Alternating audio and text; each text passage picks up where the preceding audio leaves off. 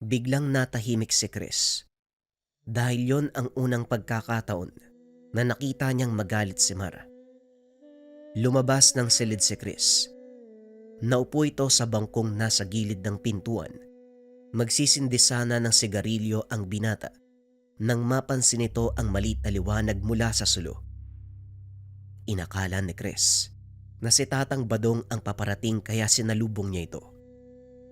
Ngunit natigilan ng binata dahil nang makalapit ito sa liwanag, napansin ito na may mukha ang bolang apoy. Lumulutang ito sa hangin papalapit kay Chris. Naniga sa kinakatayuan ng binata at nang ilang metro na lang ang layo nito sa kanya, biglang may tumulak sa binata dahilan para matumba ito. Hindi ba't sinabi ko sa inyo na walang lalabas ng tahanan? Bilisan mo, tumayo ka na at pumasok sa loob. Dali-daling pumasok ang binata. Sumilip sa pintuan. Nakita nito na nakikipagbuno sa nilalang ang matanda. May hawak itong itim na tela na sinusubukang itaklob sa nilalang. Yan ang sinasabi kong panganib. Nakikita mo ba ang nilalang na yan? Ano bang nangyayari? Bakit may mga ganyan dito? Saan ang galing ang mga yan? Ang tawag sa nilalang na yan ay San Telmo. Isa lang yan sa mga elementong naninirahan sa lugar na ito. Sa nangyayari ngayon, malaki ang posibilidad na hindi lang yan ang makikita mo. Muling ibinaling ng dalawa ang atensyon kay Tatang Badong. Nagawa nitong takluban ng dalang tela ang San Telmo at dali-dali itong inilubog sa malaking tapayan na may lamang tubig. Yan ang bagay sa'yo. Magtanda ka na sana at wag nang bumalik dito. Wika ni Tatang Badong. Matapos ay pinakawala ng nilalang. Tatalbog-talbog itong umalis sa lugar na tila nagkaroon ng takot dahil sa ginawa ni Tatang Badong. Mabuti na lang at naabutan niyo si Chris. Kung hindi, baka nasunog na din ang kaluluwa niyan. Sakto lang din ang dating ko. Kung hindi, baka tostado na pati ang kaluluwa ng kaibigan mo. Eto, tulungan mo kong ilatag sa buong bakuran ng mga pangontrang ito. Hindi lang San Telmo maaaring dumating. Natulala si Chris sa matanda dahil hindi nito akalain na may taglay na kakaibang kaalaman si Tatang Badong na minsan niyang pinagtawanan at kinutya. Nang matapos ang dalawa sa paglalagay ng mga pangontra, pumasok ang mga ito sa tahanan. Kumusta ang kalagayan ni Luis? Nasa kwarto po. Sa palagay ko maayos naman ang pakiramdam ni Luis. Maimbing po siyang, "Anong pinagsasasabi mo? Wala dito si Luis, Mar!" Hindi na naituloy ni Mar ang sasabihin dahil biglang sumigaw si Chris. Naloko na. Bakit hindi nyo binantayan? Ano ba kasi ginagawa nyo dito? Hindi ba sinabi ko na huwag yung lulubayan ng tingin si Luis? Pasensya na po kayo. Nakampante ako na nasa loob siya ng bahay. Bilisan nyo. Hanapin natin sa paligid si Luis. Hindi pa nakakalayo ang batang yon. Dali-daling lumabas ng tahanan ang tatlo. Nilibot ang buong bahay. Sakto namang dumating si Mang Abdul. Nakita nitong nagkakagulo ang tatlo. Mar, anong nangyayari? Bakit paikot-ikot kayo sa bahay? Mabuti naman at nandito ka na. Nakita ko itong si Chris eh. Kamunti ka ng lapay ng San Telmo. Anak ng... Anong San Telmo? Anong kabaliwan ang sinasabi mo, Tatang Badong? Maniwala ka man o hindi, tiyo. Yan ang nangyari dito. Kamunti ka ng lamunin ng buhay itong si Chris. At ngayon nawawala si Luis. Pag-uusap ng tatlo. Maya-maya ay muling sumigaw si Chris. Dali-dali nilang pinunta ng binata at nakita ng mga ito si Luis. Nakatayo sa harapan ng malaking bato. "Luis, anong ginagawa mo dyan? Halika na nga, pumasok na tayo. Delikado dito." Delikado? Anong sinasabi mo? Mabait yung mga nakatira sa bato. Ikaw pa nga nagdala ng panganib sa kanila eh. Alam mo ba, Nakapatay ka ng sanggol ng engkanto? Hayaan mo lang siya magsalita. Wag na wag kang sasagot, Chris. Wika namang Badong. Nilingon ito ni Luis at nginitian. Tama. Walang makikialam.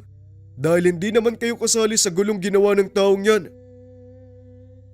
Alam kong malaki ang kasalanan ng ginawa ng binata, ngunit hindi niya kayo nakikita. Alam ni Tatang Badong na isa sa mga nilalang na napinsala ni Chris ang nasa loob ng katawan ni Luis ng mga oras na yun. Kinuha ng matanda ang pagkakataon upang kausapin ang mga ito. Oo, hindi niya kami nakikita. Hindi ba dapat mas lalo siyang magkaroon ng konsiderasyon? Hindi niya alam na hindi lang siya naninirahan sa mundong ito. Naroon na tayo, ngunit hindi naman siguro lingid sa kalaman ninyo na hindi siya lumaki sa lugar na ito, hindi ba? Hindi siya nabuhay sa mga ganitong uri ng paniniwala. Lumaki ang binatang ito na walang ibang nakikita kung hindi mga pisikal na bagay o mga taong nakapaligid sa kanya. Ano man ang maging dahilan mo, napatay ng binatang yan ang aking anak. Wala siyang respeto eh. Nawala ang tangi kong tagapagmana. Alam mo, Tandang Badong ang batas. Buhay ang inutang, buhay din ang kabayaran. Liban na lang kung may magagawa kayo maaaring tumumba sa buhay ng anak ko. Para kung sasabihin ko sa'yo na kaya kong buhayin ang anak mo. Anong magagawa ng isang matandang manggagamot? Alam kong lipas na ang panahon mo. Tignan mo ang iyong sarili. Puti na ang buhok at halos hindi na matuwid ang likod. Ngayon sabihin mo sa akin kung paano mong gagawin ang mga sinasabi mo. Maaaring tumanda na ang katawan ko, ngunit hindi ang aking espiritu. Kahit papano, may nalalabi pa namang lakas sa matandang katawan ko. Ngayon, kung makikipagkasundo ka sa akin, bubuhayin ko ang anak mo. Pero kung makikipagmatigasan ka, wala na akong magagawa kundi patawan ka ng kaparusahan. Tinatakot mo ba ako, tanda? Hindi ako sanay na magbitaw ng pananakot. Kaya magpasya ka bago pa mag-iba ang pasya ko. Hindi ako magpapasya ngayong gabi. Sa susunod na araw, unang pagdilim ng buwan, muli ako makikipag-usap sa iyo at doon ko sasabihin ang aking hatol. Matapos magsalita, biglang nawalan ng malay si Chris. Dali-dali naman itong sinalo ni Tatang Badong. Sa ngayon, ligtas ang kaibigan mo, Mar. Ngunit hindi natin alam ang gagawin ng nilalang na sumapi sa kanya. Pero nagtataka ako kung si Chris ang may kasalanan sa kanila, bakit si Luis ang sinapian ng nilalang? Parang alam ko na ang gustong mangyari ng nilalang na yan. Gusto niyang iparamdam sa akin ang sakit ng mawalan ng mahal sa buhay. Wika ni Chris. Nagulat si Tatang Badong sa sinabi ni Chris. Napangiti naman si Mar dahil sa kabila ng pagiging mapanghusga at mapanglait nito, may malasakit sa mga kaibigan ng binata. Matapos makipag-usap ay lumabas si Chris upang magsigarilyo. Naiwan sina Tatang Badong at Mar sa loob ng kwarto kasama ang natutulog na si Luis. Kahit ganyan ang ugali ni Chris, mabait din naman siya at minsan ko nang napatunayan na may malasakit siya sa amin. Alam mo bang kamunti ka na ako mamatay sa Maynila, Manong? Ngunit dahil sa tulong ni Chris, nabigyan ako ng pagkakataong mabuhay uli. Naikwento na sa akin ni Abdul ang tungkol dyan. Lahat ng tao may kanya-kanyang katangian. At siguro may dahilan ng kaibigan mo kung bakit ganon ang kanyang pinapakitang ugali. Ramdam ko rin naman na mabuti siyang tao. Tama ka, Manong. Matagal ko nang kilala si Chris. Hindi naman ganyan ang totoo niyang ugali. Simula nang umasenso ang kanilang pamumuhay, naging abala ang mga magulang niya sa negosyo. Doon nagsimulang magbago ang ugali niya. Hindi na mahalaga kung ano pa ang nakaraan ni Chris. Ang mahalaga, kaya niyang tumanggap ng pagkakamali at humingi ng kapatawaran. Yan lang naman ang maaaring hilingin sa mga engkanto. Hindi rin tayo nakakasiguro na yun nga ang gusto nila dahil malaking kasalanan ang ginawa ni Chris. At hindi lang simpleng paghingi ng kapatawaran ng sagot sa pagkamatay ng isang anak. Tama ka, pero may nakahanda na ako para sa kanila.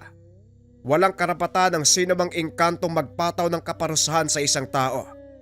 Tandaan mo, Mar, tayo ay nilikha ng Diyos sa kanyang wangis. Naniniwala ako na may isang makapangyarihang tagapaglikha na siyang tumitingin sa lahat at siguradong hindi niya tayo papabayaan. Sige na, Tatang, magpahinga na muna tayo. Dito na ako matutulog sa labas. Ako na magbabantay. Hindi, Tatang. Doon ka matulog sa loob ng tahanan. Ako magbabantay. Gusto ko makita ng harapan ng mga nilalang na sinasabi nyo. Nako, Tiyo, hindi ako sigurado kung makakayanan mo. Pero kung sakali mang magpakita sila, may gawing hindi maganda. Nasa loob kami nila Tatang Badong.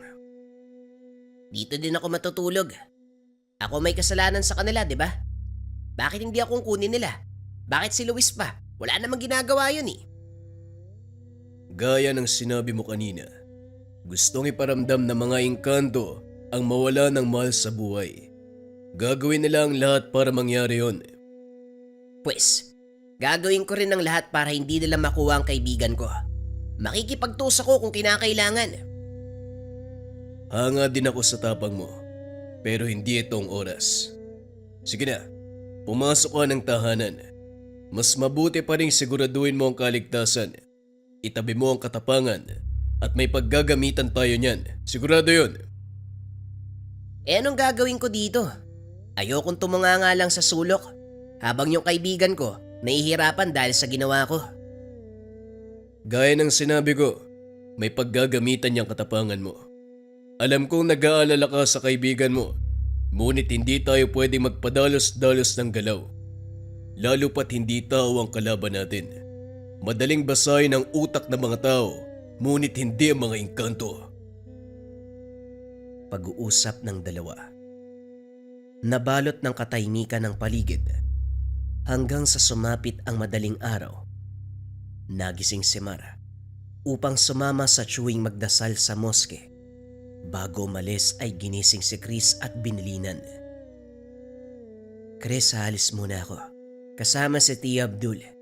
Ikaw na muna ang bahala kay Luis. Nariyan naman si Tatang Badong. Sige, ako nang bahala sa kanya. Mag-iingat kayo ha. Kayo din. May kape doon sa kusina kung gusto mo. Pagkalis ng kaibigan, bumangon si Chris upang magtimpla ng kape. Nakita nito na mahimbing na natutulog si Tatang Badong. Hindi maiwasan ng binatang pagmasdan ang matanda. Kung titignan ito sa panlabas na anyo, hindi mo masasabing malawak ang kaalaman pagdating sa mga elemento. Napansin din ni Chris ang mga letrang nakatato sa balat ng matanda. Hindi ito gaanong napapansin dahil sa kaitiman. Ngunit sa tuwing tatamaan ito ng liwanag, maaaninag ang mga sinaunang titik. Tumuloy sa kusina ang binata nang makita nitong kumilos ang matanda. Habang nagtitimpla ng kape, nararamdaman nitong kumilos si Tatang Badong at nang lingunin, nakaupo na ito. Naisip ni Chris na pagtimplahan rin ng kape ang matanda. Magandang umaga, Tang. Eto, magkape kayo. Salamat, Iho. Pero teka, ang aga mong nagising ah. Naabutan mo bang umalis si Abdul? Oho, ibinili ni Mar sa akin si Luis eh. Tinignan ko na din siya. Ayun, payapang natutulog. Napagod yata sa mga nangyari kagabi. Normal na mapagod ang pisikal na katawan. Pero huwag kang mag-alala. Kusa namang babalik ang lakas niya. Kaya pala, Manong, wag mo sanang mamasamay ng tanong ko ha. Nakulong ka na ba dati? Nakulog? Bakit mo naman naitanong? Ikaw talagang bata ka, oo. Nakita ko po sa mga tattoo nyo sa katawan eh. Nakataas kasi yung damit nyo habang tulog kayo. Ah, ito ba? Ano naman ang kaugnayan ng mga tattoo ko sa pagkakakulong? Lahat ba ng lumalaya may tattoo?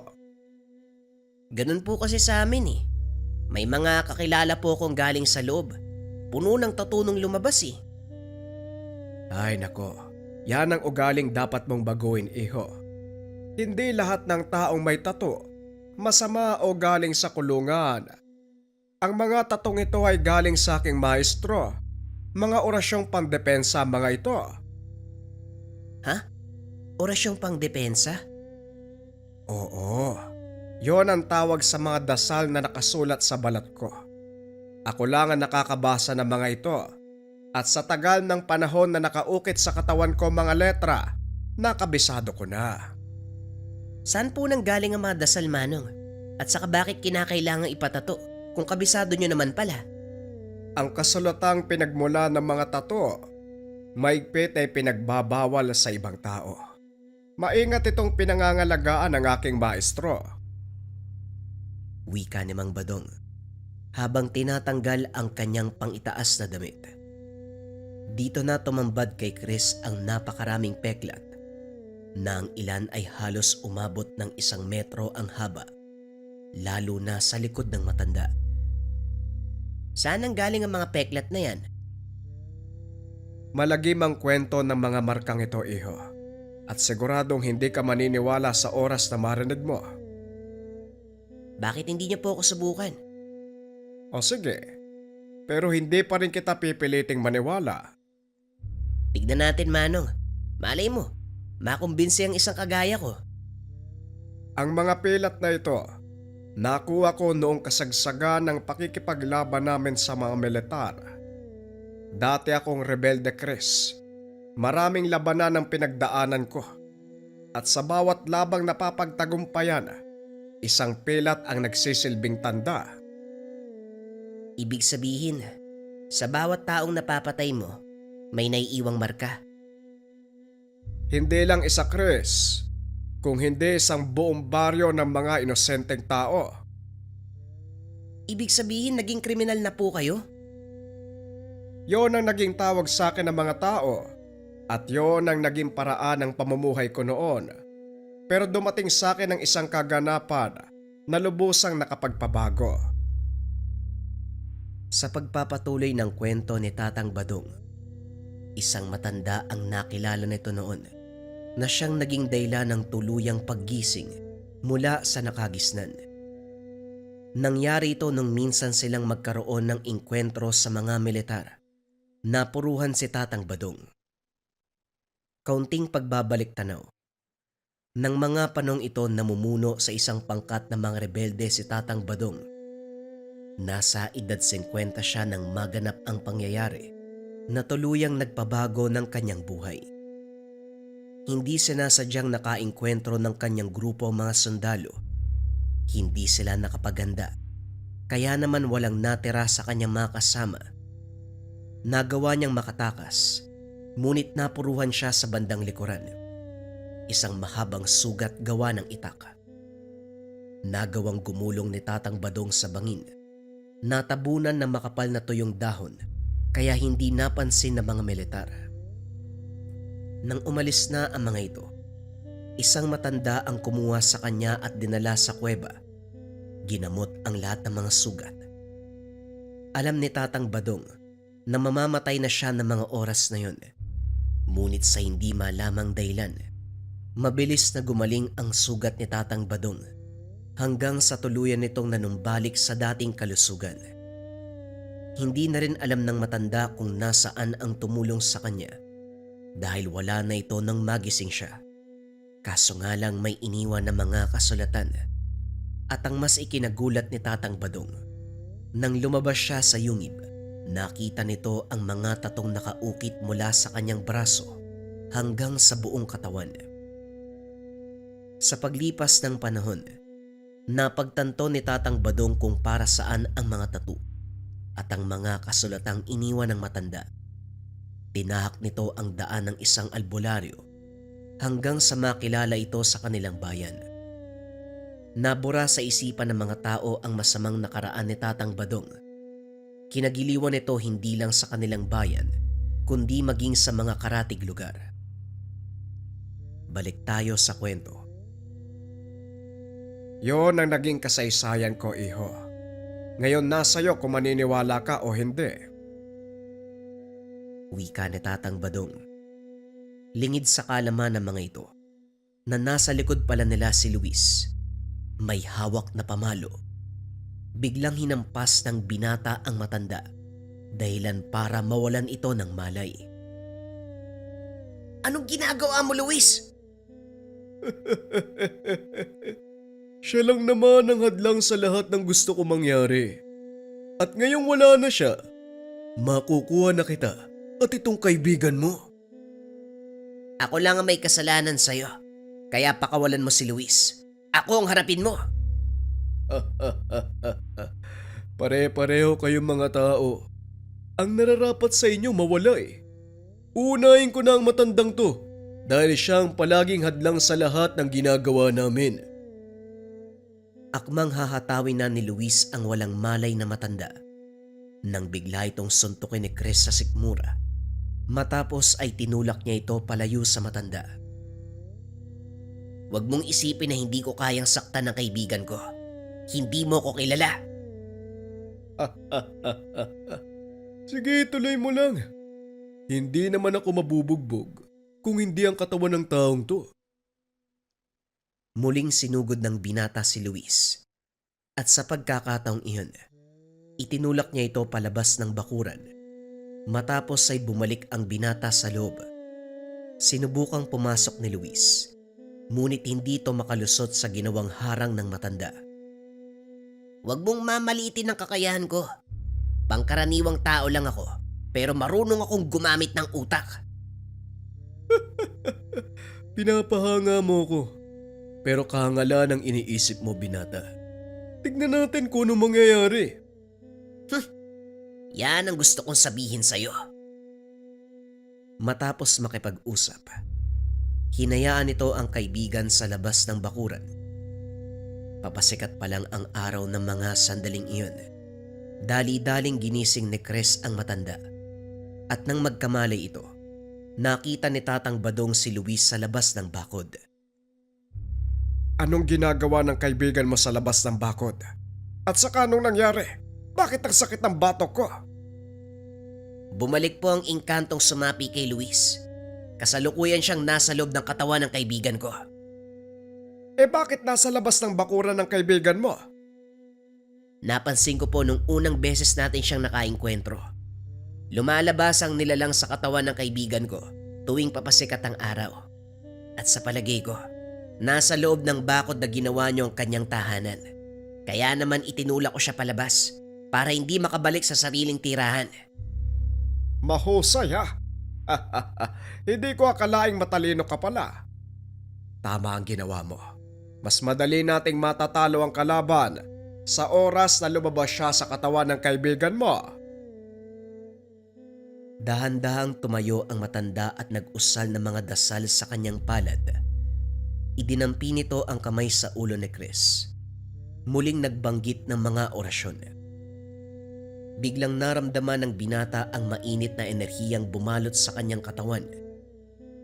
Proteksyon yan para hindi ka lapitan ng mga engkanto. Mahirap na. Baka sa'yo sunod na sumapi ang nilalang eh. Maganda ka dahil maaaring maging madugo ang labang ito. Inaasahan ko na pong sasabihin niyo yan. Huwag kayong mag-alala. Sanay ako sa basagan ng muka. Pag-uusap ng dalawa. Ilang sandali pa sumikat na ng tuluyan ang araw at gaya ng sinabi ni Chris, lumabas sa katawan ng kaibigan ang nilalang. Ngunit sa pagkakataong iyon, nagkaroon ito ng sariling anyo. Isang tikbalang ang nais kumuha sa kanilang magkaibigan bilang paghihiganti sa kamatayan ng anak. Kamatayan niyo ng kaibigan mo, ang tanging makakapatid ng uhaw ko sa paghihiganti. Kaya hindi ko napapalampasin ang pagkakataong ito. Ikaw, Badong, alam mo ang batas ng kalikasan. Buhay para sa buhay. Oo, alam ko ang batas. Kaya nga nandito ko para pigilan ka, tikbalang. Wala kang karapatang magpataw ng parusa sa mga tao. Hindi sila saklaw ng batas sa sinasabi mo. Sandali lang, Tatang. Hayaan mo ako makipag-usap sa tikbalang. Makikipag-usap ka sa akin.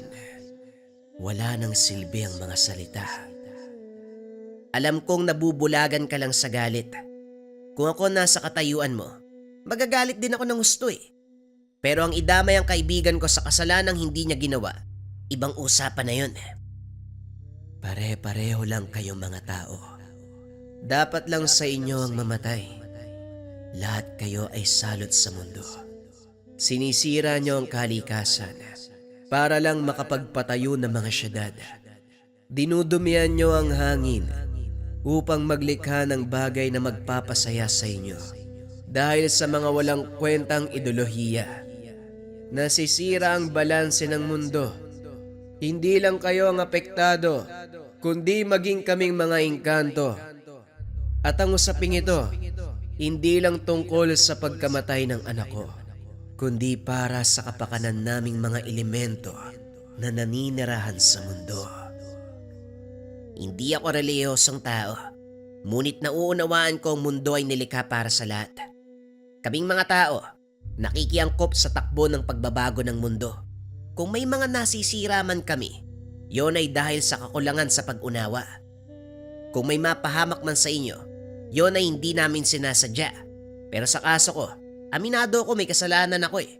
Kaya kung gusto mo kung parasahan ako na lang, pakiusap, huwag mong idamay ang kaibigan ko. Pasensya na, pero ito ang hatol ko at hindi na mababago.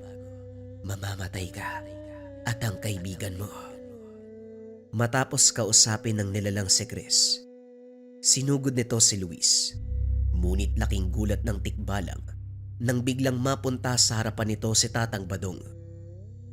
Hindi ba sinabi ko sa'yo, huwag mong gagalawin ng mga tao, ang tigas ng ulo mo? Huwag kang makialam, tanda. Hindi mo problema to.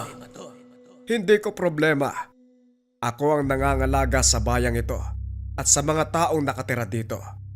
Ngayon kung sasabihin mo sa akin na wala akong kinalaman, parang sinabi mo na walang silbi ang pagiging tagapamagitan ko. Huwag mo lang sanang pagsisihan ang pangingialam mo, tanda. Inundayan ng suntok ng tikbalang ang matanda. Ngunit nagawa itong saluin ni Tatang Badong. Itinulak nito palayo ang tikbalang. Walang tigil na hinagupit ng hawak niyang patpat. Napasigaw ang nilalang dahil sa sakit. Bawat tama nito sa katawan ng nilalang, nagiiwan ng latay na tila nang gagaling sa mainit na bakal. Binalaan na kita nung una pa lang pero hindi ka nakinig. Kung pinalampas mo na lang sana, tininig ang paghingi ko ng tawad sa mga nangyari, hindi tayo aabot sa ganito. Anak ko ang namatay at kapakanan ng mga kalahi ko ang nakasalalay sa labang ito. Kung sakaling mamamatay ako, wala akong pinagsisisihan at hindi ako titigil hanggat hindi nakakamit ang katarungan. Kung ganon, hindi rin ako magdadalawang isip na patayin ka kung hindi ka pa rin titigil. Muling nagsagupaan ang dalawa hanggang sa tuluyang bumagsak ang tikbalang. Inapakan nito sa ulo ni Tatang Badong, tinutukan ng hawak na patpat sa leeg. Bakit hindi mo ituloy, tanda? Tapusin mo na ang laban. Wika ng tikbalang. Ngunit sa pagkakataong iyon, sumagot si Chris upang awatin si Tatang Badong. Sandali lang po. Huwag niyo po siyang papatayin. Hindi ba may inalok kayong kasunduan sa kanya? Oo, pero siya mismo ang may ayaw, kaya wala akong magagawa. Tikbalang makinig ka. Naniniwala ako magagawang buhay ni Tatang Badong ang anak mo. Kung makikipagkasundo ka lang kaya pakiusap, piliin mong wag mamatay. Bakit mo ginagawa ito, tao? Kasalanan ko ang lahat at habang buhay kong dadalin sa konsensya kong pagkamatay mo. Makinig ka sa sinasabi ng binata. Ito ang mas makakabuti para sa lahat. Handa kong tumalima sa kasunduan kung mangangako kang titigil sa panggagambala. Napaisip ang tikbalang sa mga sinabi ng matanda. Hanggang sa pumayag ito. Binuhay ni Tatang Badong ang kanyang anak gamit ang kakaibang kakayahan. Matapos ang kaganapan ay nagpasalamat ang tikbalang. Kasabay nito ang pangako. Lilisanin nila ang lugar at hindi na muling manggagambala. Nagsilbing aral para kay Chris ang kaganapang iyon hanggang sa umuwi ito ng Maynila. Sa paglipas sa mga taon, unti-unting nagbago ang ugali ni Chris. Maging ang pakikitungo nito sa mga katrabaho at ibang tao. Bagay na ikinatuwa ng mga magulang, lalo na ng mga kaibigan. Hindi nila inasahan na magbabago pa ang binata, ngunit nangyari ang imposible. Ito ay dahil sa karanasan nila sa lugar ni Mar, nang minsan nilang makasalamuha ang isang ermitanyo na bantay ng kabundukan.